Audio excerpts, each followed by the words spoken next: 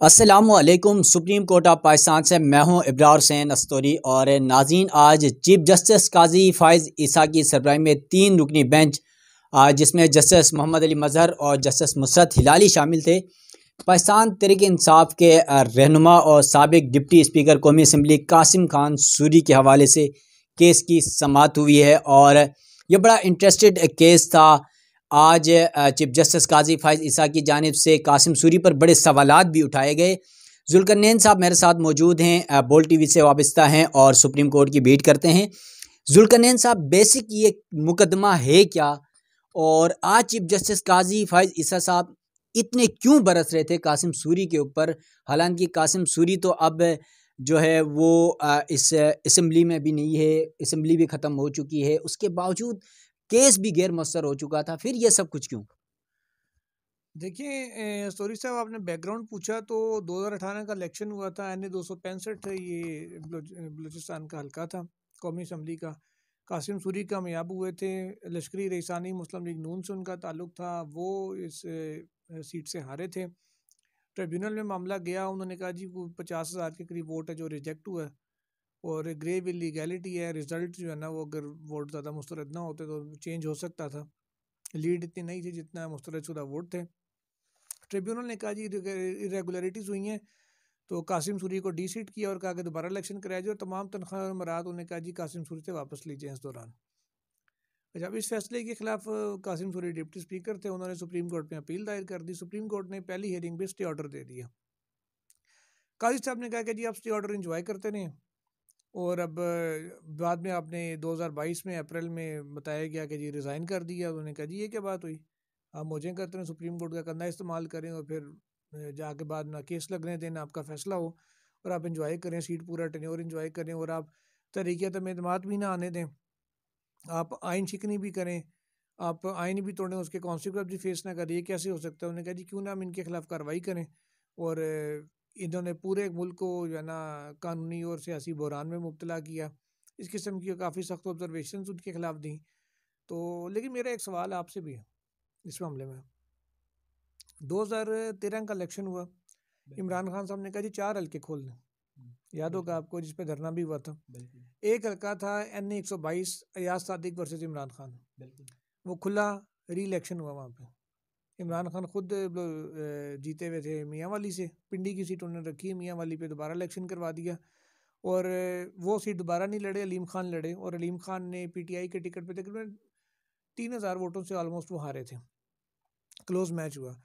दूसरा हल्का था लोधरा का, NA 148 था गालिबन, या NA 154 था, मुझे अगर सही याद पड़ा। लोधरा का सदीक बलोच को हराया जहांगीर तरीन ने PTI के टिकट पे, और बड़े अच्छे 40-50 हज़ार मार्जिन से हराया था। तीसरा हल्का था ये NA 125 लाहौर का, जिसमें साद रफीक का मुकाबला था हामिद खान साहब से, जो सीनियर वकील है। इसमें फिर वो मामला आया, साद रफीक ने कुछ सवाल आके 1,20,000 से 1,25,000 के करीब वोट लिए और हामिद खान साहब को तकरीबन 87,000 वोट पड़े थे उनके मुकाबले में। और जो रिज़ल्ट ये निकला कि हामिद खान साहब हार गए, लेकिन ट्रिब्यूनल में मामला गया। ट्रिब्यूनल ने कहा जी ये तो 50,000 से ज़्यादा वोट ऐसे हैं जो तो पढ़े ही नहीं जा रहे, ना अंगूठे का निशान मैच कर रहा है, ना ID कार्ड चीज़ें मैच कर रही हैं। उन्होंने कहा जी बहुत से वोट जाली हैं, बहुत से हल्के के बाहर के हैं, बहुत से अनवेरीफाइड हैं, लिहाजा दोबारा इलेक्शन करवाया जाए। साद रफीक साहब सुप्रीम कोर्ट आए, वजीर रेलवे थे, उन्होंने स्टे ऑर्डर ले लिया और उस स्टे ऑर्डर पे उन्होंने पूरा 2018 तक अपना टेन्योर गुजारा। 5 साल पूरे गुजारे उन्होंने। पूरे 5 साल उन्होंने स्टे ऑर्डर पे गुजारे, उसके ऊपर कोई बात नहीं हुई। सूरी साहब के 2-3 साल जो उन्होंने गुजारे, वो 2 साल गालिबन, वो या 3 साल कर लें, वो इतना शदीद किस्म की अदालत को बुरे लगे कि अदालत ने कहा कि नहीं जनाब। क्यों, खैर ख्वाजा साहब का केस भी सामने नहीं था उनके, जब आएगा तो फिर वो उन्हें कहेंगे जी आप उनको पार्टी बनाएं, तब उनके मुतालिक बात करें, वरना मिसाल भी नहीं दी जा सकती अब तो किसी दूसरे केस की। बहरहाल अब कासिम सूरी साहब को ज़ाती हैसियत में बुला लिया गया कि जी आपने केस क्यों नहीं लगने दिया, वो लंबे हाथ हैं जनाब, उनके जो केसेस यहाँ पे फिक्स नहीं होने दिए, बंच कर क्लब करवा दिए दीगर केसेस के साथ।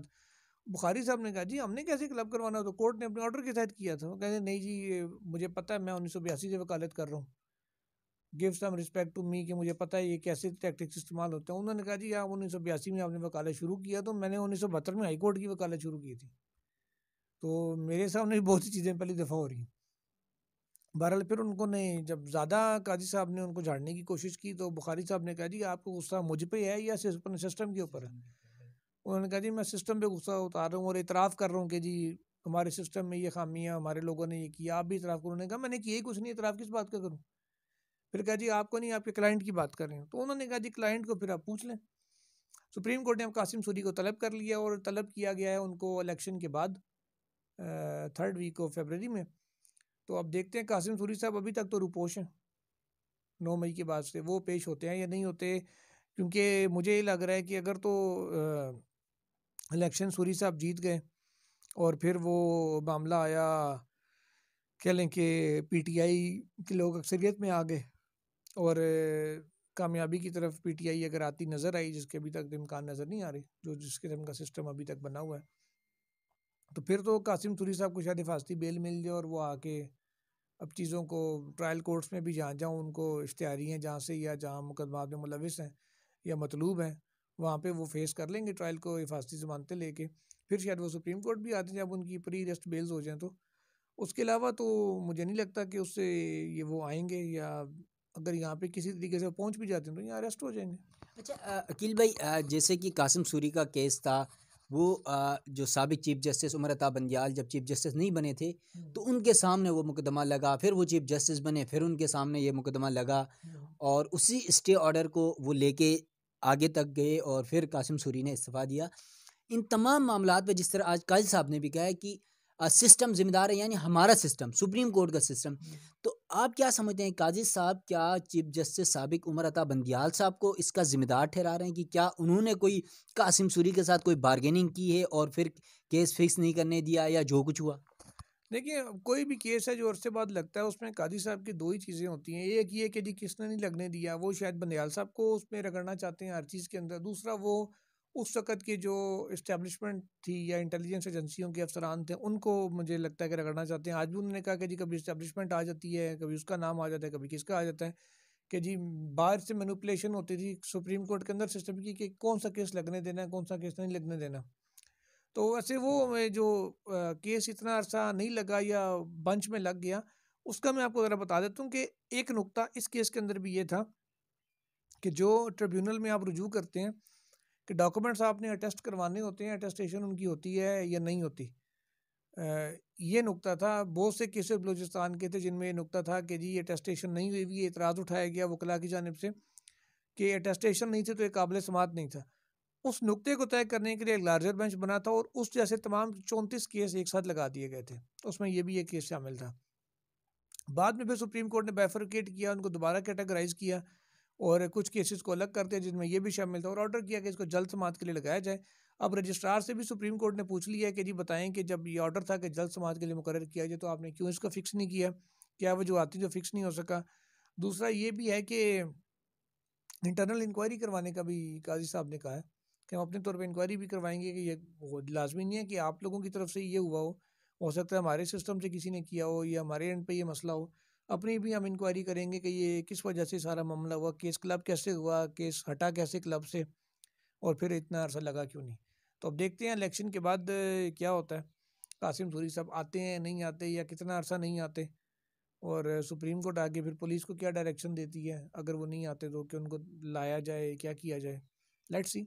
जुल्करनैन भाई, काजी फायज ईसा साहब वैसे मुकदमात के अंदर हमने देखा है, अपनी तकरीरों के अंदर बारहा ये कहते हैं कि इदारों के ऊपर एतमाद करें, और फिर वो खुद ही इदारों के ऊपर सवालात उठा रहे हैं। सबसे पहले तो अपने साबिका जो चीफ जस्टिस साहिबान हैं या जजेज़ हैं उन पर सवालात उठाते हैं, अपने साबिका रजिस्ट्रार ऑफिस पे या रजिस्ट्रार सुप्रीम कोर्ट पे एतराज़ात उठाते हैं, साबिक इस्टेब्लिशमेंट पे एतराज़ात उठाते हैं। ये सब कुछ हो रहा है, लेकिन जब अपने ऊपर आती है तो क्यों इस तरह बैठे हुए हैं? सॉरी सर, बात सिर्फ इतनी सी है कि जब सुप्रीम कोर्ट खुद अपने इदारे के ऊपर सवालात उठाएगी ना कि हमने ये गलतियां की हैं, हम हमारा सिस्टम ठीक नहीं है, हमारा केस दब जाता है, लगता नहीं है, ये है वो है, तो फिर बात ये है कि जब आप अपने इदारे पे उस अंदाज में इतमाद नहीं कर रहे कि हम गलतियां करते हैं, ऐसे करते हैं, वैसे करते हैं, फिर पब्लिक, जनरल पब्लिक है, वो कैसे करेगी।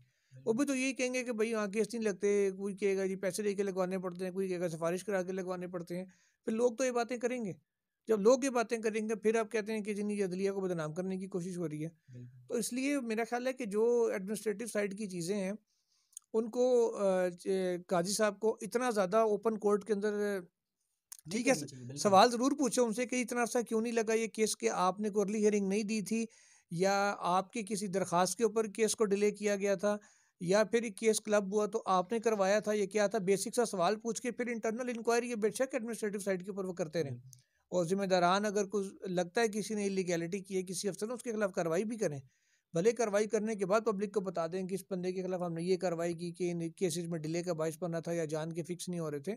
लेकिन ओपन कोर्ट में जब इस अंदाज में आप बात करेंगे तो फिर आप भी जब उंगलियां उठा रहे हैं तो फिर लोग कैसे उंगलियां नीचे रखेंगे, फिर लोग भी उंगलियां उठाएंगे, और फिर वो सिर्फ सबका दौर पे नहीं देंगी, फिर आपके ऊपर भी आएंगी, फिर आपके ऊपर भी उंगलियां उठेंगी, तो फिर ये मामला आगे ख़राब होंगे। इसलिए मेरा तो ये, जैसे तो शेख को मुफ्त मशवरा नहीं देता होता, लेकिन काजी साहब को ये मशवरा होगा, being a court reporter, being a well wisher of court and judiciary and system and काजी साहब, कि सर इस मामले को एडमिनिस्ट्रेटिव साइड के ऊपर ही देखें, इतना ज़्यादा कोर्ट रूम के अंदर बैठ के इसको स्ट्रेस ना करें कि लोगों का भी अदलिया के सिस्टम से इत्मीनान उठ जाए। वैसे ऑलरेडी बहुत कम है, लेकिन जो रास है वो भी ख़राब ना हो जाए।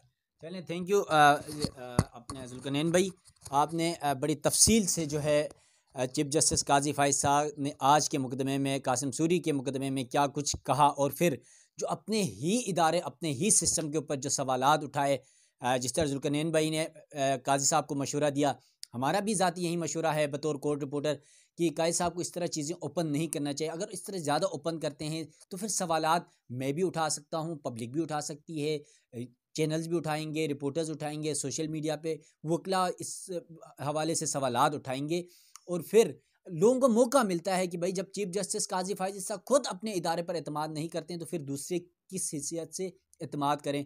तो यकीनन जिस तरह जुल्करनैन भाई ने कहा कि आप इंटरनल अपने जो है इंतज़ामी साइड में इंक्वायरी करें, जो भी जिम्मेदार हैं उसके खिलाफ इंक्वायरी मुकम्मल हो जाए, कोई कसूरवार होता है या नहीं होता है तो उस हवाले से फिर आप अपनी एक तफसीली, जिस तरह एक प्रेस रिलीज पीआरओ की जानिब से जारी होती है, वो प्रेस रिलीज जारी करें ताकि लोगों को फैक्ट का पता चले, सच्चाई का पता चले। और फिर सुप्रीम कोर्ट एक ऐसी अदालत है इस मुल्क में जहाँ पर भी नाइंसाफ़ियाँ होती है तो फिर आखिरी दरवाज़ा जो है वो है सुप्रीम कोर्ट ऑफ पाकिस्तान का, क्योंकि अगर इस दरवाजे से जो यहाँ से अगर किसी को इंसाफ मिलता है या नहीं मिलता है तो उसके बाद तो आपको पता है, जिस तरह आयशा मलिक साहिबा का एक सवाल था एक मुकदमे के दौरान कि अगर यहाँ से अपील का हक़ नहीं मिलेगा तो इसके बाद फिर अपील का हक़ कहाँ मिलेगा। मतलब यह है कि फिर अपील का हक़ अल्लाह के पास ही है, बंदे के पास फिर अपील का हक़ नहीं है। तो लोग सुप्रीम कोर्ट पे अदलिया पर एतमाद इसीलिए करते हैं कि ये आखिरी दरवाज़ा है इस दुनिया का, और इसी दरवाज़े पर आकर इंसाफ की उम्मीद करते हैं। और काजी साहब से भी यकीनन काजी साहब को एक तरफ़ा नहीं सोचना चाहिए, बल्कि पूरी अवाम के लोगों की सोच के हिसाब से भी देखना चाहिए कि क्या लोग क्या चाहते हैं इस इंसाफ के दरवाजे से। सुप्रीम कोर्ट से अपने मेज़बान इब्रार हुसैन अस्तरी को दीजिएगा इजाज़त। अल्लाह हाफ़िज़।